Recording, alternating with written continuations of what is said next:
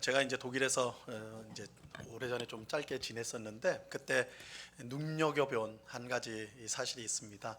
그 결혼을 한 남자들은 이 반지를 꼭 끼고 있어요. 반지를. 근데 뭐 우리 뭐 알이 굵은 막 반짝반짝이는 보석이 박힌 그런 반지는 아니고, 보이실지 모르겠지만 제가 끼고 있는 이제 실반지라고 하죠. 이런 이제 금반지를 꼭 끼고 있어요.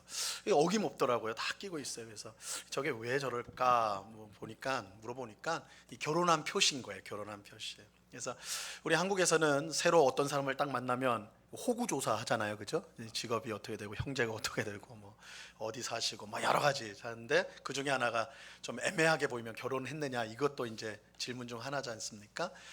근데 이제 손가락만 보면 알 수 있는 거예요. 이제 손가락에 반지가 껴 있으면 아, 저 사람 기혼자구나, 결혼을 한 사람이구나, 이렇게 이제 알 수 있는 것이죠. 그래서 반지는 그것을 낀 사람이 결혼을 한 사람이다, 아내가 있는 사람이다, 저 남자가 아내가 있다라는 것을 보여주는, 모두의 사람에게 보여주는 하나의 증거가 된다고 할 수가 있습니다. 여러분, 영화 같은 데 보면 결혼한 남자가 뭐 우연히 예쁜 여자를 딱 보게 되는 거예요. 그래서 마음속에 나쁜 생각을 품게 돼요. 그럴 때 제일 먼저 하는 행동이 뭐죠? 반지를 스르르 빼가지고 주머니에 넣지 않습니까? 그죠? 반지를 딱 빼요. 그래서 무슨 표시예요? 나 결혼 안 했다고 하는 거죠. 그죠?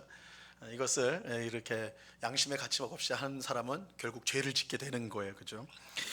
오늘 우리가 읽은 본문은 하나님께서 자신의 신부로 삼은 이스라엘 백성의 손가락에 이 결혼 반지를 끼워주는 이야기라고 말할 수가 있습니다. 정확히 말하면 처음 결혼 반지를 끼워주는 것은 아니고 두 번째, 그러니까 뭐 새로운 부인을 맞아서 그게 아니라 확인하는, 리마인딩 한다고 그러죠. 다시금 새롭게 하는 두 번째로 결혼 반지를 끼워주는 사건이라고 할 수가 있어요. 이 처음 결혼 반지를 끼운 사건은 이스라엘 백성이 시내산에 출애굽하여서 시내산에 왔을 때 일어나고, 첫 번째 이제 결혼 반지를 끼워주는 언약을 하는, 그리고 이제 가나안 땅에 들어갈 때에 두 번째로 이렇게 반지를 끼워주는 사건이 있게 됩니다. 물론 말 그대로 손가락에, 이스라엘 백성 손가락에 반지를 다 끼워줬다, 그런 뜻은 아닙니다. 이 작은 반지 대신에 어디서나 볼 수 있는 아주 큰 돌을 세우도록 하셨습니다. 자, 오늘 본문 2절 말씀을 보시기 바랍니다. 2절 같이 한번 읽습니다. 시작. 너희가 요단을 건너 내 하나님 여호와께서 내게 주시는 땅에 들어가는 날에 큰 돌들을 세우고 석회를 바르라. 지금 이스라엘 백성이 있는 곳은 요단강 동편에 있는 모압 평지라는 곳입니다. 이 신명기, 우리가 지금 주일마다 살펴보고 있는 이 신명기는 이 모세가 이스라엘 백성을 이끌고 이제 가나안 땅 바로 눈앞까지 온 거예요. 이제 요단강만 건너면 가나안 땅입니다. 그래서 그 들어가기 직전에 모압 평지에서 다시 한번 하나님의 율법의 말씀을 이스라엘 백성에게 들려주는 것이 이제 신명기 말씀입니다. 이제 가나안 땅, 눈앞에 있는 가나안 땅에 이제 곧 들어가게 될 거예요. 하나님께서 가나안 땅에 곧 들어가게 될 이스라엘 백성에게 명령을 주세요. 그것은 그 땅에 들어가게 되면 큰 돌들을 세우라는 것입니다. 큰 돌들을 세워라. 그리고 그 돌들 위에 석회를 바르라고 말씀하세요. 이 석회를 바른다라는 것은 여러분 쉽게 생각하면 석고 말하는 거예요. 석고를. 그래서 그 중고등학교 때 뭐 팔이 부러지거나 다리 부러지면 어떻게 합니까? 석고 붕대를 하잖아요, 그죠? 깁스라고 그러죠? 깁스라고 해가지고 석고 붕대를 하는 거예요. 그러면 그 하얀색이잖아요, 그죠? 그럼 친구들이 어떻게 해요? 거기다가 낙서하죠. 실컷 낙서해요. 얘는 바보다 뭐 이러면서 막 낙서하잖아요. 글쓰기가 좋아요, 그죠? 일반 돌에다가 글을 쓰려면 새겨야 합니다. 보통은 이 고대 글을 할 때 돌에다가 새겼는데 그거 너무 힘든 작업이에요. 그런데 이 석회를 바르면, 석고를 쫙 발라놓으면 하얘지니까 그 위에 글을 기록하기가 쉽단 말이에요. 그래서 이 석회를 바른다라는 것은, 돌들을 세우고 거기다 석회를 바르라는 것은 거기에 뭔가를 기록하겠다라는 뜻입니다. 그럼 뭘 기록하였느냐? 자, 오늘 본문 3절 말씀을 보시기 바랍니다. 3절 같이 읽습니다. 시작. 요단을 건넌 후에 이 율법의 모든 말씀을 그 위에 기록하라. 그리하면 내 하나님 여호와께서 내게 주시는 땅, 곧 젖과 꿀이 흐르는 땅에 내가 들어가기를 내 조상들의 하나님 여호와께서 내게 말씀하신 대로 하리라. 자, 석회를 바른 돌들 위에 뭘 기록하라고 돼 있어요? 모든 율법의 말씀, 그죠? 모든 율법을 기록하라. 돌들 위에 율법을 기록하라고 말씀하고 있습니다. 자, 우리 여기서 이제 의문이 생깁니다. 하나님께서 왜 이런 명령을 내리신 것일까요? 큰 돌들을 위해 석회를 바르고 거기에 온 율법, 모든 율법을 기록하라고 하셨는데 그 목적이 무엇일까 하는 의문이 들게 되죠. 단순히 생각하면 돌들 위에 기록한 율법을 늘 보고 잊어버리지 말고 지켜라 하기 위해서 그런 용도로 이런 명령을 내린 게 아닌가 이렇게 이제 생각하기가 쉽죠. 오늘날에도 여러분 이제 뭐 시내에 나가면 종로나 이런 시내에 나가면 뭐 빌딩 숲이잖아요. 거기에 보면 빌딩 위나 아니면 옆에 전광판, 큰 광고판 있지 않습니까? 그죠? 거기에 보면 이제 광고 내용이나 아니면 중요한 어떤 내용들을 딱 이제 보여준단 말이에요. 그런 것과 비슷하게 하나님께서 옛날식이니까 몇천 년, 지금부터 몇천 년 전이니까 큰 돌들을 세워가지고 뭐 2m, 3m짜리 큰 돌들을 세워놓고 거기다가 율법을 적어놓는다. 그것은 이스라엘 백성들이 그것을 보고 율법을 잊지 않고 율법을 순종하도록 하기 위해서다라고 생각할 수가 있습니다. 물론 그런 의미가 없는 건 아니에요. 오늘 본문 8절 말씀 보시기 바랍니다. 본문 8절 같이 읽습니다. 시작. 너는 이 율법의 모든 말씀을 그 돌들 위에 분명하고 정확하게 기록할지니라. 자, 돌들 위에 율법을 기록하는데 어떻게 기록하라고 말씀하고 있어요? 분명하고 정확하게 기록하라 이렇게 말하고 있죠. 율법을 기록하되 한눈에 볼 수 있도록 명확하게 기록하라 이렇게 말하고 있는 것입니다. 하지만 큰 돌들의 율법을 기록한 것이 단지 그 율법을 읽기 위해서라면 그렇게만 우리가 생각을 한다면 이 명령에 순종하기 위해서는 정말 많은 큰 돌들이 필요했겠구나 생각할 수가 있어요. 왜냐하면 그 한 지역에 한 곳에만 놔두면 안 되잖아요. 이스라엘 백성들이 그 돌들에 있는 율법을 읽으려면 한 곳에 세워놓으면 그 넓은 지역에 있는 사는 이스라엘 백성들이 이제 가나안 땅에 들어가서 그 땅을 차지하게 될 텐데 넓은 땅이거든요. 근데 한 곳에만 세워놓으면 그냥 곳곳에 있던 이스라엘 백성들이 그걸 보기 위해서 다 와야 된단 말이에요. 그러면 이거 굉장한 힘든 일이 될 것입니다. 그죠? 그러니까 곳곳에 세워야 되는데 엄청난 돌들을 곳곳에 세워야 될 텐데 그런 의도는 아닌 거라고 보여져요. 왜 그러냐면 한 곳에만 세우도록 하셨기 때문에 그렇습니다. 한 곳에만 세우도록 하셨어요. 그렇다면 이것은 꼭 이것을 모든 이스라엘 백성들이 늘 읽고 순종해야 되겠구나 그 의도로 세운 것은 아님을 알 수가 있습니다. 자, 우리는 여기서 이 돌들이 어디에 세워졌는가 그것들을 이제 주목을 해야 되는데 그걸 알 때 이 돌들을 세운 목적을 우리가 알 수 있습니다. 자, 오늘 본문 4절 말씀 보시기 바랍니다. 4절 같이 읽습니다. 시작. 너희가 요단을 건너거든 내가 오늘 너희에게 명령하는 이 돌들을 에발산에 세우고 그 위에 석회를 받을 것이며. 자, 큰 돌들을 어디에 세우라고 지금 말씀하고 있습니까? 어디에 세워요? 에발산에 세우라. 그죠? 에발산에 세우라. 여러분 이게 이제 중요해요. 왜냐하면 이 에발산에 세우는 자체가 이 돌들을 세우는 목적을 보여주고 있기 때문입니다. 지난 주일에 말씀드린 것처럼 신명기는요 크게 구조를 분석해 보면 신명기 12장부터 26장까지가 몸통 부분이에요. 몸통. 신명기의 몸통 부분인데 이 몸통 부분에는 하나님께서 모세를 통해 알려주신 율법이 기록되어 있습니다. 율법이 기록되어 있어요. 그런데 이 율법이 나오기 바로 직전인 11장에 보면 이런 말씀이 나와요. 11장 29절에 보면 이런 말씀이 나옵니다. 같이 한번 이 말씀도 읽어봅니다. 시작. 내 하나님 여호와께서 내게 가서 차지할 땅으로 너를 인도하여 들이실 때에 너는 그리심산에서 축복을 선포하고 에발산에서 저주를 선포하라. 여기에 무슨 산이 등장해요? 에발산이 등장하죠. 에발산이. 그죠? 그러니까 자 보세요. 신명기 12장부터 26장까지가 몸통 율법의 부분인데 이 율법을 말하기 직전에 에발산을 말하죠. 그리고 끝나고 바로 직후에 뭘 말해요? 에발산을 말해요. 그러니까 에발산이 이 율법의 몸통 부분을 감싸고 있는 거예요. 앞뒤로. 그죠? 감싸고 있습니다. 물론 더 정확하게 말하면 에발산만이 아니라 그리심산까지 같이 합해서 에발산과 그리심산이 오늘 그 몸통 율법의 처음과 끝을 감싸고 있는 구조라고 할 수가 있어요. 이 에발산과 그리심산은 이 세겜이라는 지역에 있었습니다. 세겜이라는 지역이 있었는데 이 두 산은 북쪽과 남쪽에 위치하고 그 사이에 이제 계곡이 있었는데요.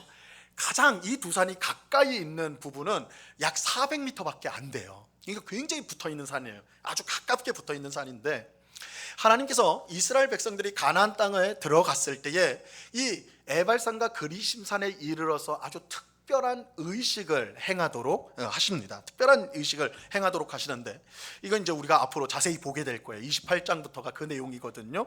그런데 이제 간단하게 말씀을 드리면 이스라엘 12지파가 이 두 산으로 가서 반으로 나눠요. 반으로.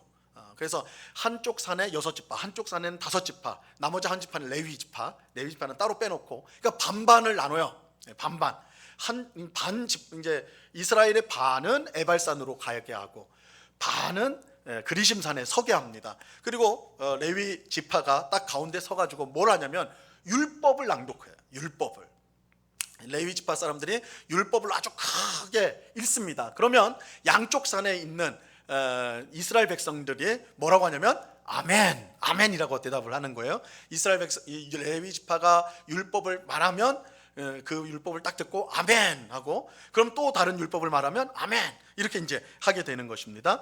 자, 이게 그리심산에서 축복을 선포하고 에발산에서 저주를 선포하라는 말씀의 뜻이에요. 율법에 순종하면 복을 받게 되고 율법에 불순종하면 저주를 받게 된다라는 것들을 보여주는 것이죠. 이 예식을 그리심산과 에발산에서 하게 되는 것입니다. 그런데 지난 주일에 여러분, 우리 이제 지난 주일 설교 내용을 한번 억지로라도 생각을 한번 해보세요. 전혀 잊고 사셨겠지만 그래도 지난 주일에 주제가 뭐였습니까? 그 26장은 율법이 마무리되는 장이라고 그랬죠. 그러면서 율법을 지켜야 된다. 너희의 마음을 다하여서 율법을 지켜라. 그렇게 말씀했어요. 근데 율법을 왜 지켜야 된다고 그랬어요? 율법을 왜 지켜야 됩니까? 보통은 복 받으려고, 그걸 부정적으로 말하면 벌 받지 않으려고 이렇게 지켜야 된다 이렇게 생각한다고 그랬죠. 근데 그게 아니라고 말씀을 드렸습니다. 지난주에 설교에서 핵심이 뭐예요? 율법을 우리가 지키는 이유는 복을 받기 위해서거나 혹은 벌을 받지 않기 위해서가 아니라 더 근본적인 이유, 그것은 우리가 하나님과 언약을 맺었기 때문이다. 우리가 하나님의 언약 백성이기 때문이라고 말씀을 드렸습니다. 하나님은 출애굽한 이스라엘 백성들과 시내산에서 언약을 맺었어요. 언약의 내용이 뭐라고 그랬습니까? 나는 너희의 하나님이 되고, 이제 한 50%는 아시는 것 같아요. 100%가 될 때까지 나는 너희의 하나님이 되고 너희는 내 백성이 되리라. 이 언약 공식이라고 말씀을 드렸어요. 여러분 이건 꼭 외우세요. 뭐 몇 마디 안 되니까. 나는 너희의 하나님이 되고 너희는 내 백성이 되리라. 여러분 성경 통독하시다가요, 이 문구가 나오면 되게 반가워요. 그죠? 이 성경 전체를 아우르는 공식입니다. 그러니까 성경 전체 창세기부터 요한계시록까지 66권을 한 줄로 꿰다. 그죠? 막 보석, 66개의 보석을 꿰야 된다 할 때 꿰는 줄 중에 하나가 이 언약 공식이에요. 성경 전반에 이 공식이 나옵니다. 나는 너희의 하나님이 되고 너희는 내 백성이 되리라. 자, 이것은, 이 공식은요, 이 언약은요, 이스라엘 백성이 왜 율법을 지켜야 하는지를 분명히 가르쳐줘요. 이스라엘 백성은 단순히 복을 받기 위해서 율법을 순종하는 것이 아닙니다. 그들이 하나님의 백성이기 때문에 그런 거예요. 그들이 하나님의 백성이기 때문에 그것을 증거하기 위해서 율법을 지키는 것입니다. 여러분, 우리는 저 사람이 교회를 다닌다 어떻게 알죠? 성경책을 다 큰 성경책을 이렇게 들고 다니면 아, 저 사람 교회 다니는구나 이렇게 이제 하지만, 우리가 진짜로 하나님을 믿는 사람, 신앙인이다 라고 드러내는 것은 하나님의 말씀에 순종하는 것을 통해서요. 순종하는 것을 통해서.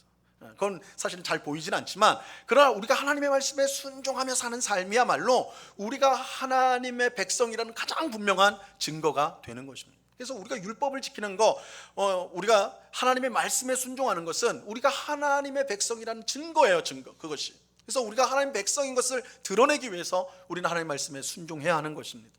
그렇게 될 때 우리가 지난 주일에 본 것처럼 우리는 거룩한 하나님의 백성이 되고, 그것을 통해 하나님이 원하시는 대로 온 세상 사람들을 하나님께로 인도하는 그 역할, 복의 역할을 감당할 수가 있게 되는 거예요.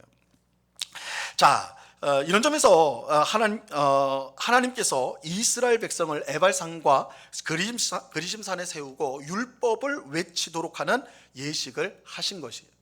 이 예식은 단순히 율법을 지키면 복받고 율법을 지키지 않으면 벌을 받는다, 그것이 아닙니다. 그들이 하나님의 언약 백성인 것을 확인하기 위해서예요. 그래서 이 예식을 통해서 나는 너희의 하나님이 되고 너희는 내 백성이 되리라 라고 선언을 하는 것입니다. 자, 그렇다면 우리는 하나님께서 에발산에 율법이 기록된 돌들을 세우라고 하신 이유를 분명히 알 수가 있는 것이죠. 그것은 단지 율법을 읽도록 하기 위해서가 아니라 그들이 하나님과 맺은 언약을 기억하도록 하기 위해서, 그들이 하나님의 언약 백성이라는 것을 잊지 않도록 하기 위해서 세운 것입니다.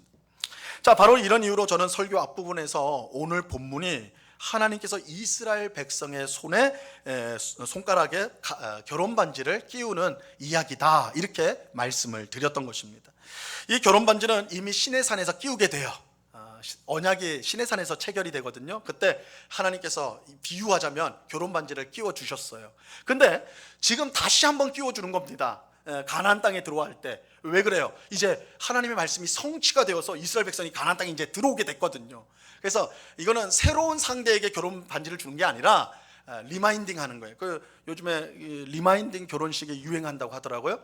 그러니까 20-30년 전에, 40-50년 전에 결혼한 거를 다시금 그 신혼 때에 서로를 사랑하는 그 마음들을 다시 한번 생각하도록 하기 위해서 리마인딩 웨딩을 한다고 그러는데, 비슷한 거예요. 이제 가나안 땅에 실제 들어왔을 때 다시 한번 반지를 끼워줌으로써 나는 너희의 하나님이야, 너희는 내 백성이야, 이거를 확인하는 것입니다. 자, 그러므로 가나안 땅에 들어온 이스라엘 백성은 율법이 기록된 큰 돌들을 보면서 그저 복을 받기 위해 율법을 우리가 잘 지키자, 그렇게 생각하면 안 되는 거예요. 그저 먹고 자고 입을 것, 그런 거 걱정 하나 없이 잘 살기 위해서 우리 하나님 잘 믿자, 그렇게 생각해서는 안 되는 거예요. 그들은 큰 돌을 보면서 자신들이 누구인지를 생각을 해야 돼. 그러니까 큰 돌들을 보면서, 거기에 기록된 율법을 보면서 먼저 생각해야 될 것은 우리가 누군가를 생각해야 돼. 내가 하나님과 언약을 맺은 백성, 하나님이 나의 하나님이고 나는 하나님의 백성이라는 것을 그들이 생각해야 하는 것입니다. 그래서 내가 하나님의 백성이기 때문에, 하나님과 언약을 맺었기 때문에 내가 이 율법을 잘 지켜야 되겠다, 이 생각을 해야 하는 것입니다. 자, 이렇게 보면 율법을 기록한 큰 돌들은 우리가 하나님의 백성이며 하나님과 결혼한 신부임을 표시하는 결혼 반지와 같다고 할 수가 있는 것이죠. 하나님은 이스라엘 백성이 가나안 땅에 들어갔을 때 무엇보다 그들이 언약 백성임을 계속해서 잊어버리지 않고 기억하도록 이렇게 큰 돌들을 세우도록 하셨던 것입니다. 자, 우리는 여기서 이제 중요한 교훈을 얻게 되는데요. 여러분, 기독교 신앙에서, 우리는 다 기독교 신앙을 가지고 있는 성도 아닙니까? 기독교 신앙에서 무엇보다 중요한 것이 있다면 우리 자신이 누구인지를 아는 것입니다. 우리가 누구인지를 아는 거예요. 더 정확하게 말하면 하나님 안에서 내가 누구인지를 아는 것입니다. 하나님 안에서 내가 누구인지를 아는 것이 너무너무 중요해요. 얼마나 중요하냐면 심지어 예배보다도 더 중요합니다. 예배보다도 더 중요해요. 왜냐하면 우리가 하나님의 백성, 신부, 자녀라는 것을 모르고 드리는 예배는 결단코 하나님을 기쁘시게 할 수가 없기 때문에 그렇습니다. 우리가 이제 기독교 신앙에서 가장 중요한 게 예배잖아요. 예배라고 우리는 생각하잖아요. 근데 예배보다 사실은 더 본질적으로 중요한 거는 우리가 누군가는, 우리가 하나님의 백성이라는, 언약 백성이라는 것을 알아야 돼요.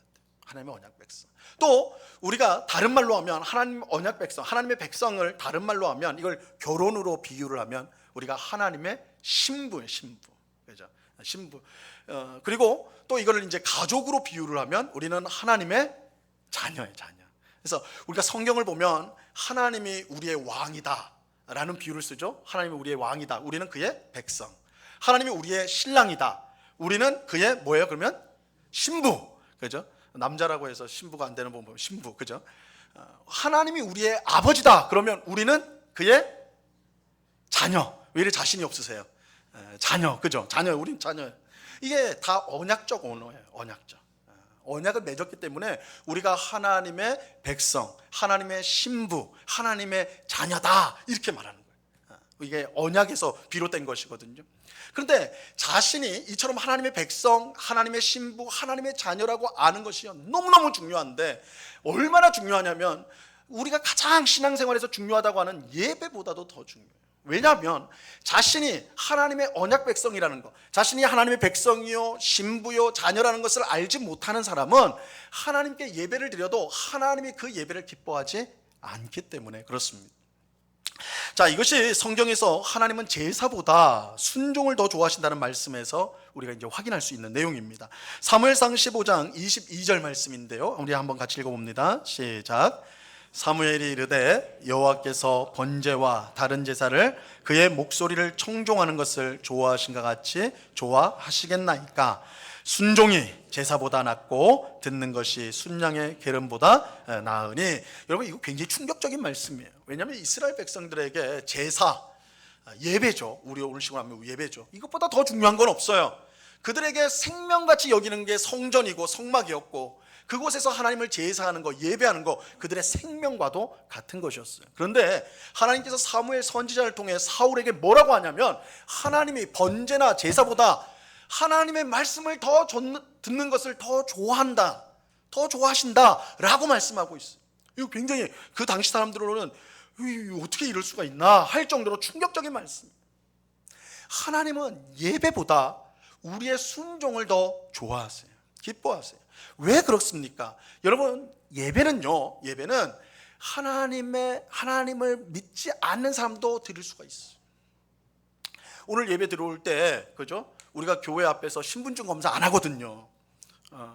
그 세례증 보여주시오, 이렇게 안 하거든요. 누구나 올 수 있어요. 이 예배 자리는 누구나 들어올 수가 있어요. 그래서 다 예배할 수가 있습니다. 하나님을 믿는 사람이든 안 믿는 사람이든 누구든 사실은 이곳에 들어올 수가 있어요.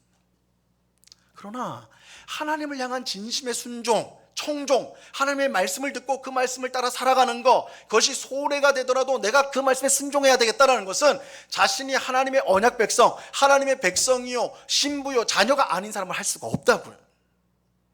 그렇기 때문에 하나님은 예배보다 내가 순종을 더 좋아한다 라고까지 말씀하시는 거예요. 물론 이거는 예배가 안 중요하다 그런 뜻은 전혀 아니죠. 중요합니다. 그러나 더 본질적인 게 뭐냐라는 거예요. 더 본질적인 거는 우리가 하나님의 백성이요 하나님의 신부요 하나님의 자녀로서 예배하는 거예요. 그렇지 않다면 그 예배는 하나님 기뻐하는 예배일 수가 없는 것입니다. 그걸 말씀드리는 거예요. 여러분, 하나님을 믿지 않는 사람들도요 얼마든지 어려움을 당하면 밤새 기도할 수가 있어요. 하나님을 믿지 않는 사람들도 얼마든지 복을 받기 위해서 어려운 사람들을 위해 열심히 일할 수가 있단 말이에요. 하나님 믿지 않는 사람도 그래요. 하지만 하나님께서 우리를 어려움에서 구원해 주시고 복을 주시는 것은 그저 우리가 기도를 열심히 했기 때문에, 어려운 사람들을 열심히 도와줬기 때문이 아니에요. 하나님이 우리를 구원하시고 우리에게 복을 주시는 것은 우리가 그의 백성이고 우리가 그의 신부이고 우리가 그의 자녀이기 때문입니다.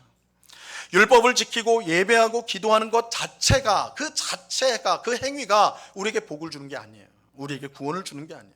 하나님은 우리가 자신의 백성이고 신부이고 자녀이기 때문에 복을 주고 구원을 주시는 것입니다. 여러분, 이 차이를 분명히 알아야 돼요. 분명히 알아야 돼요. 여러분, 이 차이를 우리가 모르면요 열정적인 종교인은 될 수 있을지 몰라도 하나님이 받으시는 참된 신앙인은 될 수가 없습니다. 여러분, 예수님께서 이 땅에 계실 때 가장 많이 야단을 친 사람들이 누구입니까? 예수님이 가장 야단친 사람, 많이 야단친 사람 누구일까요? 바리새인들이에요. 바리새인들, 그렇죠? 예수님이요 이들을 얼마나 무섭게 야단을 치셨냐면 욕까지 하셨어요. 예수님이 욕했다는 거 아십니까? 예수님 바리새인들에게 욕까지 하셨어요. 뭐라고 했냐면 이 독사의 새끼들아 그랬어요. 우리나라 말에서 새끼가 들어가면 다 욕 아니에요, 그죠? 독사의 새끼들아 욕을 하셨어요. 예수님께서 이처럼 야단을 심하게 야단칠 정도면 우리가 생각할 때 야, 이 바리새인들이 얼마나 신앙생활을 엉터리로 했으면 이렇게 예수님한테 야단 맞았을까 이렇게 생각하기 쉽지만 실제로는 그렇지 않아요. 여러분, 성경에 나오는 바리새인들보다 더 철저하게 신앙생활에 힘을 기울였던 사람들도 없습니다. 이 복음서에 보면 바리새인들을 이제 묘사하는 여러 말들이 나오는데 신앙생활, 그들이 어떻게 신앙생활을 했는지 형태가 나오는데 바리새인들은요 일주일에 이틀은 금식했어요. 금식하면서 기도만 했어요. 일주일 7일 중에 이틀을요 온전히 금식하면서 기도했습니다. 여러분, 우리는 한 끼만 굶어도 야 이거 큰일 나는데, 배고파서 큰일 나는데 이러지 않잖아요, 그죠? 금식기도 아주 특별한 경우 아니고는 안 하잖아요. 이들은 매주 했어요. 매주 일주일에 이틀을 금식하면서 기도했습니다.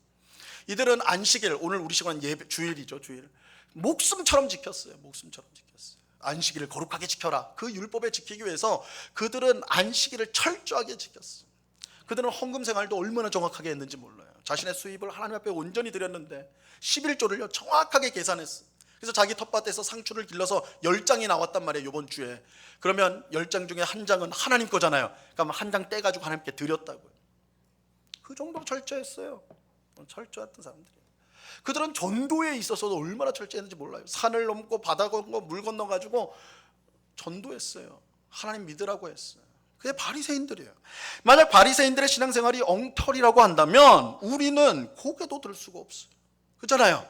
우리는 그들의 반에 보통 반에 반 이렇게 말하는데 제가 어제 설교를 준비하면서 보니까 반에 반도 안 되는 거야. 그렇죠? 이들과 비교해 보면 반에 반도 안 돼요. 하지만 그럼에도 불구하고 예수님은 그들을 독사의 새끼들아 라고 욕하시면서 위선자라고 비판하셨어요. 위선자라고. 예수님 왜 이처럼 열심히 신앙생활하는 바리새인들을 못마땅하게 여기셨을까요? 어떻게 보면 세상 사람들보다도 못하게 여기셨을까요? 그 이유는 그들이 율법의 조항은 정확하게 지켰는데 율법보다 더 중요한 것은 버렸기 때문에 그래요. 자, 마태복음 23장 23절 말씀입니다. 같이 읽어봅니다. 시작. 화 있을진저 외식하는 서기관들과 바리새인들이여, 너희가 박하와 회양과 근체의 11조는 들이되 율법에 더 중한 바 정의와 국률과 믿음은 버렸도다. 그러나 이것도 행하고 저것도 버리지 말아야 할지니라. 여러분, 율법은 중요한 거예요. 예수님도 율법은 중요하다고 그래요. 근데 더 중요한 게 있어요. 율법보다 더 중요한 게 있어요. 뭐예요? 율법의 정신이에요. 율법의 정신. 율법의 근간을 이루는 흐르는 정신이 더 중요해요. 그게 뭐예요? 정의와 국률과 믿음이에요. 정의와 국률과 믿음. 그런데 이것은 우리가 하나님 안에서 우리가 누구인지를 분명히 알 때에만이 가질 수가 있는 거예요. 내가 하나님의 백성이며 신부이며 자녀라는 것을 분명히 알아야 돼요. 그럴 때 율법을 지키되 그보다 더 중요한 정의와 국률과 믿음을 버리지 않을 수가 있는 거예요. 여러분, 정의와 국률과 믿음 없이도 율법을 잘 지킬 수 있습니다. 그 조항들을 잘 지킬 수 있어요. 신앙생활을 열심히 할 수 있어요. 하지만 그것은 하나님이 결코 기뻐하는 것이 아니에요. 하나님 받지 않으세요. 그러니까 자기가 하나님 앞에서 어떤 사람이라는 것을 알지 못한 채 단순히 종교적인 열심으로 열심히 신앙 어떤 눈으로 보이는 행위를 한다고 해서 하나님을 기쁘시게 할 수 있는 것이 아니라는 거예요. 더 중요한 거, 내가 하나님 안에서 누구인가. 그것을 가질 때, 그 의식을 가질 때 율법의 정신들을 실천할 수가 있고 그것이 하나님을 기쁘시게 하는 것입니다. 여러분, 우리가 하나님 안에서 누구인지 알지 못하고 신앙생활을 열심히 한다면 두 가지 극단에 빠질 가능성이 매우 높습니다. 한 극단은 자기 의를 내세우는 거예요. 자기 의를 내세우는 거예요. 바리새인들이 바로 이 경우였죠. 신앙생활을 열심히 하는데 하나님을 위해서가 아니라 누구를 위해서요? 나를 위해서 열심히 하는 거예요. 나를 위해서. 복을 받기 위해서든 사람들의 인정을 받기 위해서든 성취감을 얻기 위해서든 오직 자기를 위해서 열심히 하는 거예요. 물론 말로는 하나님께 영광을 돌리기 위해서, 하나님을 위해서 하는 거라고 말은 해요. 그러나 온통 관심은 자기 자신에게 있는 거예요. 바리새인들이 그랬어요. 바리새인들이 기도해요. 하나님은 기도하는 거 너무 기뻐하지 않습니까? 어디서 기도해요? 사람들이 많이 오가는 시장 길 한가운데서 기도하는 거예요. 왜 그렇게 해요? 하나님 앞에 보여주려고 하는 게 아니라 누구한테 보여주려고요? 사람들한테 보여주려고 하는 거예요. 하나님이 기뻐하시는 일들을 하지만 그러나 결국 그 관심, 그 목적은 어디에 있어요? 자기한테 있는 거예요. 이게 자기가 누구인지를 알지 못하는 사람이 빠지는 한 극단이에요. 자기 의만을 자랑해요. 자, 다른 한 극단은 지치고 체념하는 거예요. 지치고 체념해요. 신앙생활을 열심히 하는데 기쁨이 없어요. 기쁨이 없어요. 조금만 안 좋은 일이 생겨도 분노가 막 일어나요. 분노가. 하나님에 대한 분노. 예배를 드려도 마지못해서 하고 기도도 억지로 해요. 억지로 하는 이유가 뭐겠어요? 마지못해서 하는 이유가 뭐겠어요? 안 하면 벌 받는다고 생각하니까. 하나님 무서운 거예요. 그냥 무섭기만 한 분이에요. 그러니까 하긴 해요. 벌 안 받으려고, 야단 안 맞으려고. 하지만 기쁨이 없어요. 즐거움이 없어요. 조그만 틈이 생기면 도망가려고 그래요. 자기 자신이 누구인지를 알지 못하기 때문에 그래요. 그러니까 자신을 모르면 이런 두 극단의 현상이 나타나요. 자기를 자랑하기 위해서 신앙생활하든지 아니면 억지로 마지못해 기쁨이 전혀 없이 그렇게 신앙생활하든지 이 두 극단으로 일어나게 된다고요. 여러분, 내가 하나님 안에서 내가 하나님의 백성이요, 신부요, 자녀라는 것을 모르기 때문에 이 두 극단에 빠지게 되는데, 우리가 그것을 안다면 이 두 극단을 피할 수가 있는 거예요. 우리가 하나님의 백성이고 신부이고 자녀라는 것을 안다면요, 하나님만이 내가 사랑하고 영광 돌려야 될 유일한 분이라는 것을 깨닫게 돼요. 그래서 내 영광이 아닌 하나님의 영광을 위해 살게 돼요. 내 의가 아니라 하나님의 의를 구하며 살아가게 되는 것입니다. 하나님을 기쁘시게 하는 것이 나의 기쁨이 된다는 것을 알게 돼요. 어떻게 하면요, 내가 하나님의 백성이요, 신부요, 자녀란 걸 알 때 하나님의 기쁨이 내 기쁨이란 걸 알게 되는 거예요. 그래서 자기 의를 높이고 자기가 주목받으려고 자기 이익을 위한 신앙생활에서 벗어날 수가 있는 거예요. 또 우리가 하나님의 백성이며 신부이며 자녀인 것을 알 때 우리가 하는 모든 봉사와 헌신은 그저 힘든 노동이 아니라 사랑하는 이를 향한 달콤한 수고가 돼요. 이런 부모는 자녀를 위해서 모든 것을 희생하지만 지치거나 또한 체념하지 않습니다. 그죠? 지치거나 체념하지 않아요. 그러면 자녀를 위해서 다 주잖아요. 그죠? 자녀가 원하는 거, 부모가 할 수 있는 건 다 해주지 않습니까? 다 해주면서 마음속에 그렇게 생각하는 부모가 있어요? 야, 이 자녀를 괜히 낳아가지고, 이 자녀가 괜히 있어가지고 내가 이 얘만 없었어도 내가 더 좋은 옷 입고 내가 더 좋은 거 먹고 내가 더 좋은 데 여행 다닐 수 있을 텐데 이놈 때문에 내가 손해를 이렇게 보는구나. 이런 부모가 있습니까? 이런 부모가 있어요. 물론 사춘기 자녀를 둔 부모는 이런 생각을 약간 할 수가 있습니다. 근데 자녀를 향한 수고, 헌신은요, 그건 너무 수고스럽고 힘들더라도 그것 때문에 지치거나 그것 때문에 체념하게 되지 않아요. 오히려 부모의 마음은 더 주지 못해서 안타까운 거예요. 더 잘해주지 못해서 그게 괴로운 거예요. 왜요? 사랑하기 때문에 그런 거예요. 사랑하기 때문에. 여러분, 사랑하는 연인을 위해서는요, 밤새 달려도 피곤한 법이 없어요. 지치지 않아요. 그죠? 몸은 막 지치지만 그 마음 가운데 기쁨이 있어요. 왜요? 사랑하기 때문에 그래요. 하나님이 나 같은 죄인을 자기 백성으로 삼으시고 사랑스러운 신부로 맞아주시고 천하보다 귀한 자녀로 삼아주셨다는 사실을 안다면 하나님을 향한 우리의 봉사와 수고는 괴로움과 고통이 아니라 기쁨과 보람이 되는 것입니다. 기도는 사랑하는 아버지와의 대화가 되고 예배는 사랑하는 연인과의 만남이 되는 거예요. 봉사는 사랑하는 이를 위한 즐거운 수고가 돼요. 그래서 기도할수록 더 기도하고 싶어지는 것이고 예배할수록 더 예배하고 싶어지는 것이고 봉사를 할수록 더 섬기고 싶어지는 것입니다.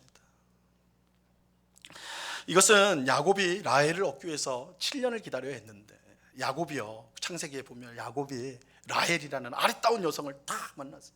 아, 저 사람은 내 이 부인이 돼야 된다. 완전히 딱 왔어요. 그런데 이 라헬이 자기 외삼촌의 딸이었거든요. 라반의 딸이었어. 그래서 라반한테 따님을 주십시오. 그러니까 이 라반이 계산이 밝은 사람이거든요. 너 내 딸을 얻기 위해서 7년을 일해라.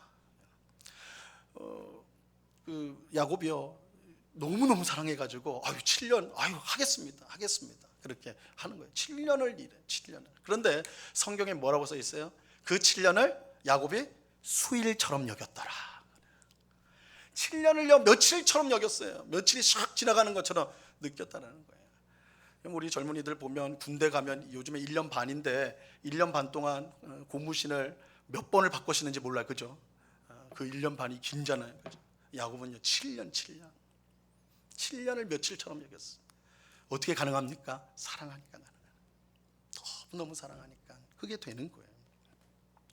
하나님께서 이스라엘 백성이 가나안 땅에 들어갔을 때 율법을 기록한 큰 돌들을 세우도록 하신 이유가 바로 여기에 있습니다. 하나님은 이스라엘 백성이 자신들이 누구인지를 잊지 않기를 바라셨습니다. 그들이 하나님 백성이며 신부이며 자녀인 것을 분명하게 기억하기를 원하셨습니다. 그래서 그저 복을 받기 위해서 혹은 벌을 받지 않기 위해서 율법을 지키는 것이 아니라 하나님이 보호하는 백성으로, 하나님이 사랑하는 신부로, 하나님이 아끼는 자녀로, 하나님을 사랑하는 마음으로 율법을 지키기를 바라셨던 거예요. 이제 이스라엘 백성들이 가나안 땅에 들어가서 그 땅을 차지하게 되면 이전처럼 누구의 종이 아니에요. 애굽에선 400년 동안 종살이 했잖아요. 아무리 열심히 일해도 내게 아니에요. 자기 주인 거예요. 애굽 사람 거예요. 아주 비참한 삶을 살았어요. 그리고 하나님께서 그들을 구원했을 때 광야에서 40년을 지냈다. 광야 40년이란 건 너무나 고통스러운 시간, 뭔가를 할 수 있는 게 없는 감옥과 같은 그런 시간이었단 말이에요. 그런 거에 비해서 이제 가나안 땅에 들어오면요 얼마나 복됩니까? 이제 농사를 지으면 풍성한 재산을 얻을 수도 있을 거예요. 이제 자녀들, 그죠? 이제 자녀들은 애굽에 있을 때는 자녀를 낳으면요 종이 태어나는 거예요. 그런데 이제는 그렇지 않아요. 자기 자녀가 자유인으로서 뭐든 할 수 있는, 계획할 수 있는 그런 복된 자녀가 태어나는, 얼마나 복이 복됩니까? 가나안 땅에 들어올 때 이스라엘 백성들의 이 기대라는 것은, 소망이라는 것은 말도 할 수 없었을 거라. 그럴 때 하나님께서 제일 먼저 말씀한 게 뭐라고요? 기억하라는 거예요. 뭘요? 너희가 누구인지. 너희가 나의 백성이야. 너희는 내 신부란다. 너희는 내 자녀란다. 이거 잊으면 안 돼. 이거 잊으면 안 돼. 이것을 잊지 않는다면 가나안 땅에서 너희가 받아 누리는 모든 복이 정말 복이 될 거야. 하지만 이것을 잊어버리면 어떻게 돼요? 그 복이 그들을 해하는 저주가 되는 거예요. 저주가 되는 거예요. 여러분, 오늘 예배하는 우리는 하나님 안에서 자신이 누구인지를 분명히 알고 있습니까? 오늘 본문이 우리에게 던지는 도전은 이겁니다. 우리는 어떠냐는 거예요. 여러분은 어떻습니까? 여러분은 하나님 안에서 여러분이 누구라는 것을, 누구인지를 분명하게 알고 있습니다. 내가 하나님의 백성이며 하나님의 신부이며 하나님의 자녀라는 것을 여러분들은 분명히 알고 있습니까? 그것을 확신하고 있느냐라는 거예요. 하나님께서 왕으로서 우리를 온전히 지키시고 보호하신다는 것을 여러분 믿냔 말이에요. 우리 같이 불충성하고 아주 세상의 것들에 눈이 돌아갈 때가 많은 우리들을 그럼에도 불구하고 자기 신부로 삼으신 신랑 되신 하나님을 믿느냐 말이에요. 아버지로서 우리의 모든 형편을 살피시고 지키시고 보호하시는 그 하늘 아버지의 자녀라는 것을 우리가 분명히 믿느냐는 것이죠. 오늘 본문은 이 도전을 주는 거예요. 하나님 안에서 나는 누구인가? 우리는 누구인가? 여러분, 이것을 분명히 알 때에 우리가 하나님을 섬기는 것은 더 이상 우리를 힘들게 하고 소진하게 하고 즐거움을 빼앗고 의무감으로만 갖게 하는 그런 신앙생활에서 우리를 벗어나게 할 수가 있는, 우리가 누구인지 알 때 우리는 우리의 예배와 우리의 기도와 우리의 모든 봉사가 활력을 얻고 즐거움을 얻고 기쁨을 얻을 수가 있는 것입니다. 오늘 주신 말씀, 하나님 안에서 내가 누구인가를 아는 것, 오늘 말씀을 우리 마음속에 잘 새기면서 내가 하나님의 백성이요, 하나님의 신부요, 하나님의 자녀라는 이 분명한 정체성을 가지고 이 땅을 평생 믿음 안에서 즐거움으로 주님을 섬기면서 살아가는 복된 주의 백성 되기를 우리 주님의 이름으로 간절히 축원합니다. 기도하겠습니다. 하나님 아버지, 감사합니다. 하나님께서 이스라엘 백성들이 가나안 땅에 들어갈 때 다른 무엇보다 그들에게 명령하신 것, 큰 돌들을 세워라. 너희가 하나님의 언약 백성인 것을 잊지 말아라. 너희는 내 백성이다. 너희는 내 신부다. 너희는 내 자녀다. 그거 잊지 말아라. 우리에게 말씀하십니다. 내가 하나님 안에서 누구인지 분명히 알 때 우리는 하나님을 더욱더 사랑하게 되고 내 의와 또한 내 것을 주장하는 삶이 아니라 하나님의 영광, 이웃을 사랑하는 삶을 살아갈 수가 있게 됩니다. 오늘 말씀을 주신 도전과 말씀을 우리 마음속에 잘 새겨서 우리가 하나님의 백성이요 하나님의 신부요 하나님의 자녀로서 늘 하나님을 기쁘시게 하는 삶을 살아가는 저희 모두가 될 수 있도록 주님 주장하여 주시옵소서. 우리 주님께 감사하며 예수 그리스도 이름으로 기도드리옵나이다. 아멘.